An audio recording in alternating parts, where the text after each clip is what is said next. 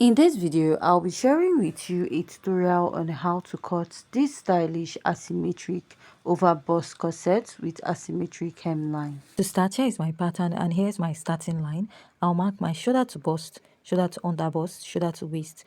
Now I'll add 7.5 inches after my waistline for my blouse length. So after marking this, I'll go ahead to mark my shoulder divided by 2. Now I'll go ahead to come down by 1 inch at that point. After marking this, I'll mark a basic neckline of 3 inches by 3 inches, which will serve as a guide for my pattern. Now I'll place my curved rule to connect. From the neckline, I'll connect all the way to the shoulder slant.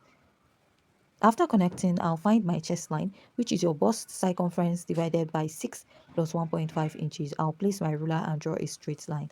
After marking this, I'm just going to go ahead to place my tape and mark my shoulder divided by 2 at the chest line again, and I'll place my ruler to connect upwards. After connecting, I'm going to divide what I have here into 2 equal parts and come out by ½ inch. I'll mark my bust circumference divided by 4. Connect from here all the way up and also connect towards the bust circumference divided by 4. Next is to mark my dart. I'm going to mark my nipple to nipple divided by 2. My nipple to nipple is 7 inches divided by 2. I have 3.5 inches. I'll place my tape, connect this all the way up and also connect at the other side. Now after connecting, I'm going to measure what I have here, divide it into 2 equal parts and mark.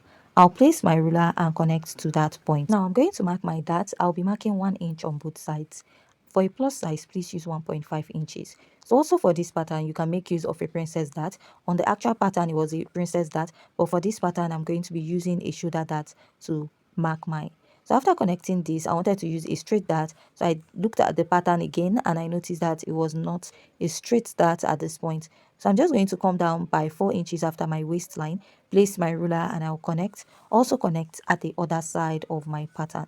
Now this is what I have. I'll connect from the bust to the under bust and I'll also connect at the other side of my pattern. After marking this, I'll outline my pattern with my marker. Now for this pattern, I'll be using a shoulder dart and I'll mark 2 inches. That is the normal dart intake of 1 inch on both sides, but I'll mark it towards this side.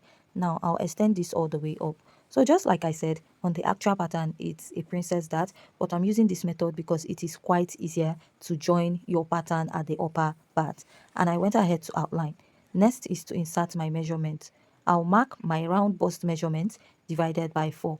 Now for my dart intake, place your tape. Pick your dart from where you feel your bustier neckline, that is the neckline at the upper part will be, then mark that and add ½ inch just for your sewing allowance. Here I'll mark my under bust circumference divided by 4, measure my dart intake and add my sewing allowance. Going down to the waistline, my waist